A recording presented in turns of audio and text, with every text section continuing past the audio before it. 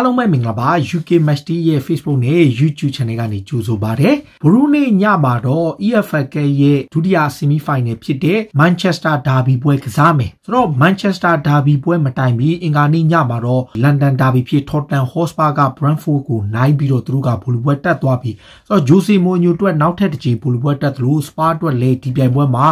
9ချိန်မြောက်ပိုဆွဲဖို့တက်လာခဲ့ပြီဒါပေမဲ့ဒီကနေ့ညဗိုလ်လူနေ့ညကြာလာပေးနေ့မနက်2:15မှာကံမဲ့ Manchester United နဲ့ Manchester City တို့ရဲ့ဒီ Derby ပွဲမှာတော့ဘလူးအခြေအနေရှိမယ်အထူးသဖြင့်ကျွန်တော်ဒီကနေ့တင်ဆက်ပေးချင်တာကဒီ Derby နှစ်သင်းရဲ့နောက်ဆုံး10ပွဲလောက်ကရလက်နဲ့ခြေစွမ်းပေါ်မူတည်ပြီးတော့သူတို့နှစ်သင်းပေါင်းအကောင်းဆုံးအသင်းကိုရွေးချယ်ပေးသွားမှာပါဆိုတော့တယောက်နဲ့တယောက်လည်းအမြင်မတူတာတွေရှိကြမှာပါဒါပေမဲ့အခုကျွန်တော်ရွေးချယ်မဲ့17ယောက်ဟာခြေစွမ်းပေါ်မူတည်ပြီးတော့ရွေးချယ်တယ်ကျွန်တော်ရဲ့စိတ်ကြိုက်ပါတယောက်နဲ့တယောက်လည်းကွဲပြားနိုင်ပါတယ်ဒီကနေ့ညမှာကံမဲ့အကောင်းဆုံး17ယောက်ကိုရွေးချယ်မယ်ဆိုရင်တော့အများအပြားကတော့ဒီနှစ်သင်းလုံးကတိုက်စစ်အသားပေးကြတဲ့အသင်းတွေဖြစ်တဲ့နှစ်သင်းလုံးနဲ့ Premier League မှာရောပြိုင်ပွဲစုံမှာပါအတိုင်းအတာတစ်ခုထိခြေစွမ်းပြတယ်ဒီလိုအခြေအနေမှာနှစ်သင်းလုံးရဲ့ကစားကွက်ကိုတော့ကျွန်တော်က 4-3-3 formation နဲ့တွားမယ်ဆိုတော့ဒီနေ့ရာသီတွင်းမှာဆိုရှာအသင်းကလက်ရှိမှာဇယားထိတ်ကလီဗာပူးနဲ့တပွဲရော့အမှတ်2ဖက်ကွာဒီယိုလာကတော့2ပွဲရော့နဲ့အောင်နာမှာရှိတယ်ဒါပေမဲ့မန်စီးတီးကလည်းတကယ့်ကိုအခြေအနေကောင်းတယ်ဆိုတော့ဒီနှစ်သင်းရဲ့ EFL ကရဲ့အခြေအနေနဲ့ခြေစွမ်းပိုင်းနဲ့သူတို့နှစ်သင်းပေါင်း combination 11ကိုလေ့လာကြည့်ရင်တော့နံပါတ်1အနေနဲ့ဒါသူတို့အနေနဲ့ဂိုးသမားမှာတော့ဖြစ်နိုင်ခြေကဒင်းဟန်ဒက်ဆန်ရဲ့ဒါဗစ်ဒဟေယာရဲ့အက်ဒဆန်ရဲ့3ယောက်ရှိတယ်ဗျကျွန်တော်အမြင်တော့ဒင်းဟန်ဒက်ဆန်ကိုပဲသူကကပ်ပွဲဖြစ်တဲ့ကြောင့်ဖလားပွဲမှာဒင်းဟန်ဒက်ဆန်ကိုသုံးနိုင်တယ်ဒါကြောင့် United ကဒင်းဟန်ဒက်ဆန်ဖြစ်တဲ့အချိန်မှာ Manchester City ကတော့တကယ်လို့များ Edison သာ fit ဖြစ်ရင် Edison ပါလာဖို့ရှိတယ်ဆိုတော့ Edison ရဲ့အခြေအနေကလည်းမသေးတော့မသေးချာသေးဘူးဒါပေမဲ့အခုလောလောဆယ်မှာဒင်းဟန်ဒက်ဆန်နဲ့ Edison ဖြစ်မယ်ပြီးတော့ဒီနေ့ရာသီတွင်းမှာ City ရဲ့ clean sheet ပြိုင်ပွဲစုံမှာ73ပွဲထိ clean sheet ရထားတဲ့မှတ်တမ်းတွေကိုကြည့်ရင်ဒါဂိုးသမားနေရာကတော့ချွင်းချက်မရှိကျွန်တော်ကဒါဗစ်ဒဟေယာရောဒင်းဟန်ဒက်ဆန်ကိုကြော်ပြီးတော့ဂိုးသမား Edison ကိုရွေးမယ်ဆိုတော့ဒါကျွန်တော်ရဲ့ဂိုးသမားနေရာမှာ Edison ပါပြီခံစစ်မှာတော့ဘယ်နောက်ခံလူညာနောက်ခံလူခဏပတ်4ယောက်ပေါ့နံပါတ်1အနေနဲ့ညာနောက်ခံလူရွေးမယ်ညာနောက်ခံလူနေရာမှာတော့ဖြစ်နိုင်ခြေအများဆုံးရှိတာကခိုင်ဝေါကဒီကိုဗစ်ဖြစ်နေတော့ဒီပွဲကိုမပါနိုင်တော့ဝန်ပစာကရှိတယ်ဂျောင်းခဆယ်လိုရှိတယ်ဒါပေမဲ့လက်ရှိနေထားရနှစ်သင်းလုံးဘက်ကဝီးဖြစ်တဲ့အပိုင်းတွေရှိတဲ့အခါမှာကျွန်တော်ကဒီ right back ကိုတော့အထူးသဖြင့် target အရန်ကောင်းတဲ့ Manchester United right back ဝန်ပစာကကိုရွေးချင်တယ်ဒီနေ့ရာသီတွင်းမှာသူဟာ attacking ပိုင်းမှာအားနည်းမှုတွေရှိနေသေးပေမဲ့သူ့ရဲ့ခံစစ်ပိုင်းနဲ့ target ပိုင်းကတော့တော်တော်ကိုအားရစာဒါသူ့ကိုရွေးတယ်ပြီးတော့မှဘိုးခံစစ်မှု2ယောက်ထဲမှာတယောက်ကတော့ Manchester United ရဲ့အသင်းကောင်းဆောင် Harry Maguire ပါ Maguire အနေနဲ့ပွဲတိုင်းမိနစ်တိုင်းပါဝင်ကစားထားတဲ့ကစားမတစ်ယောက်ဖြစ်တယ်သူ့အနေနဲ့တိုးတက်မှုတွေရှိပေမဲ့ပေါင်80ဆိုတဲ့ price tag ကပဲသူ့ကို PR တွေဖြစ်နေခဲ့တာပါဒါပေမဲ့ကျွန်တော်ရဲ့စံနံပါတ်ထဲမှာတော့ Maguire ပါမယ်သူနဲ့တွဲကစားမဲ့သူက Manchester City ရဲ့ Ruben Dias ပါဒီနေ့ရာသီမှာ Ruben Dias ကခြေစွမ်းဟာ Emery Laporte နဲ့ပဲကစားJohn Stone နဲ့ပဲကစားNathan Ake နဲ့ပဲကစား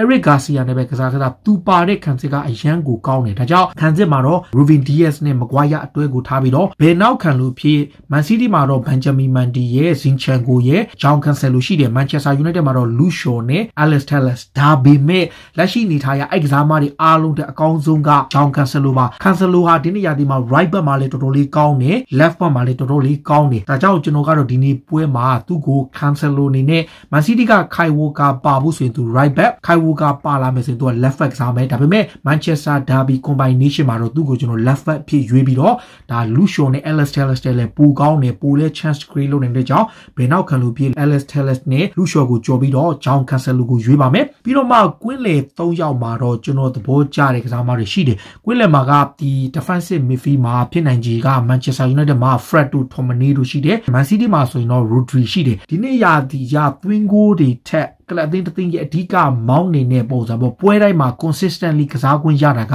ဒီ Fred နဲ့ Tomine ထက် Rodri ကိုပိုသဘောကျတယ် Rodri ဟာ Manchester City ရဲ့အရေးပါဆုံးကစားမတစ်ယောက်ဖြစ်နေပြီ Fernandinho လိုကစားမမျိုးကိုအရန်ဖြစ်ထားပြီးသူကိုယ်တိုင်လည်း City ရဲ့ကွင်းလယ်မှာ consistently တကယ့်ကိုခြေစွမ်းမကျဘဲနဲ့ကောင်းဆုံးကစားနိုင်တဲ့သူတစ်ယောက်ဖြစ်တဲ့အတွက်ကြောင့်ပြီးခဲ့တဲ့ရာသီကလည်း EFL Cup မှာလည်းဘောလုံးပွဲမှာဂိုးသွင်းထားသူပါဒါကြောင့် defensive midfield ဖြစ် Rodri ကိုရွေးမယ်နောက်ကွင်းလယ်တိုက်စစ်ပိုင်း2ယောက်မှာ Kevin De Bruyne ကတော့လက်ရှိ Premier League သားမှာကကမ္ဘာအကောင်းဆုံးကွင်းလေကစားမတစ်ယောက်ဖြစ်သတ်မှတ်ခံထားရတာပါ ဆိုတော့ Kevin De Bruyne ကဟိုတနေ့ကကစားခဲ့တဲ့ပွဲကသူ့ရဲ့ခြေစွမ်းကိုကြည့်သိပါတယ်သူဟာ Premier League မှာအကောင်းဆုံးကွင်းလည်ကစားမှာပါဆိုတော့ Kevin De Bruyne ကကွင်းလည်မှာပြီးတော့မှသူနဲ့ကွဲကစားမှာတော့ Bruno Fernandes ပါ Manchester United ရဲ့ main man ဖြစ်ပါတယ် Superstar တယောက်ဖြစ်နာမည်ကျော်ကြားလာပြီး United ရဲ့ပွဲစဉ်တွေမှာသွင်းဂိုးပေါင်း34ဂိုးကိုပါဝင်ပတ်သက်ထားသူပါဆိုတော့ Rodri ရဲ့ De Bruyne ရဲ့ Bruno Fernandes ရဲ့ပါပြီးတော့မှတိုက်စစ်မှု3ယောက်မှာတော့နည်းနည်းလေးတော့ခေါင်းစားရခက်တယ်နံပါတ်1 Edison Cavani ကွဲပယ်ခံရရတယ်နံပါတ်2 Gabriel Jesus ကိုဗစ်ဖြစ်နေတဲ့နံပါတ်3 Aguero fit မဖြစ်ဘူးနံပါတ်4 Anthony Martial form out နေတယ်ဆိုတော့ဒီနေရာမှာရွေးချယ်တာတော်တော်ကိုခက်တယ်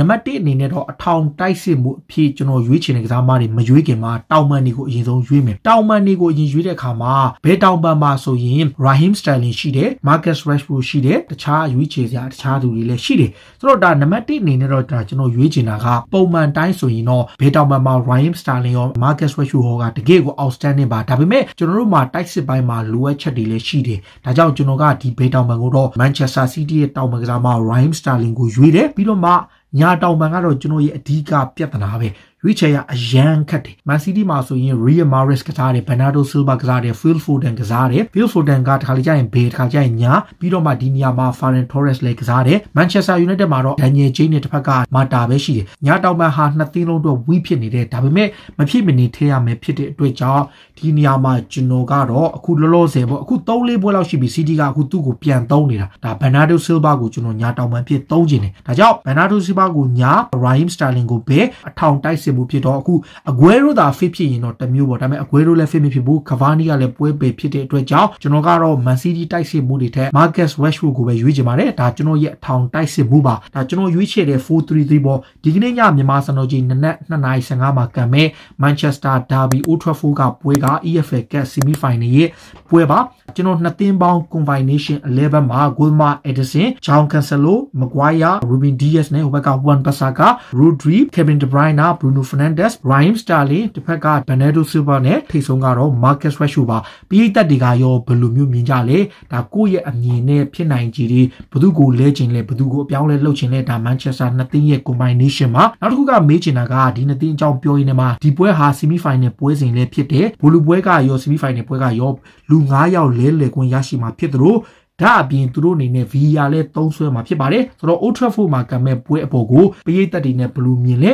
သူတို့နှစ်သင်းရဲ့အကောင်းဆုံး17ယောက်ကဒါကျွန်တော်နောက်ဆုံး10ပွဲကိုပဲရွေးတာဖြစ်တဲ့အတွက်ကြောင့်ဒါနောက်ဆုံး10ပွဲမှာရှိတဲ့ဖြစ်နိုင်တဲ့လူစင်းမှာဒါအပြင်အကောင်းဆုံးနီးပြကိုလည်းရွေးရမယ်ဘာလို့ဒီသင်းကိုနီးပြတယောက်လိုတယ်ဗျာဆိုတော့ကျွန်တော်အမြင်တော့ဒါနောက်ဆုံး10ပွဲရလက်ပိုင်းနေနဲ့ခြေစွမ်းတွေကိုကြည့်မယ်ဆိုရင်တော့ဒါ Manchester United ရဲ့နီးပြ Solskjaer ကိုဖတ် Guardiola ကိုကြော်ပြီးရွေးမယ် Guardiola ကိုကျွန်တော်က respect မပေးတာမို့ Guardiola ဟာလက်ရှိကမ္ဘာအကောင်းဆုံးနီးပြတွေကတယောက်ဒါပေမဲ့ Solskjaer ရဲ့လက်ရှိ form နဲ့ဒါအသင်းကိုသူ drive လုပ်နေတဲ့ပုံစံကြောင့်ရလက်ပိုင်းနဲ့ခြေစွမ်းကိုင်းမှုပဲကြည့်ပြီးရွေးတဲ့ကြောင့် Guardiola ကိုကြိုပြီးတော့ဒီအသင်းမှာနီးပြအဖြစ် Solskjaer ကိုခံပြီးတော့ကျန်တာတွေကတူပေါ့ဒါကျွန်တော်ရဲ့အမြင်ပေါ့တယောက်နဲ့တယောက်နဲ့လည်းတူချင်မှတူမယ်ပရိသတ်တွေကလည်းဒီပွဲရဲ့အကြောင်းနဲ့ဒီပွဲမှာဘလူရလက်မျိုးထွက်လာနိုင်မလဲဆိုတဲ့အကြောင်းပြီးတော့မှဘယ်အသင်းတွေကဘလူကအကောင်းဆုံး17ယောက်ကိုကိုအနေနဲ့ရွေးချယ်ခွင့်ရမယ်ဆိုရင်ကိုမှမှတ်ချက်ပေးနေအားလုံးကိုတောင်းဆိုပါတယ်အားလုံးကိုကျေးဇူးတင်ပါတယ်နှစ်သင်းလုံးကံကောင်းကြပါစေလို့ပြောရင်းနဲ့ဒီကနေ့အစီအစဉ်ကိုဒီမှာပဲအဆုံးသတ်ပါစေအားလုံးကိုကျေးဇူးတင်တယ်နော်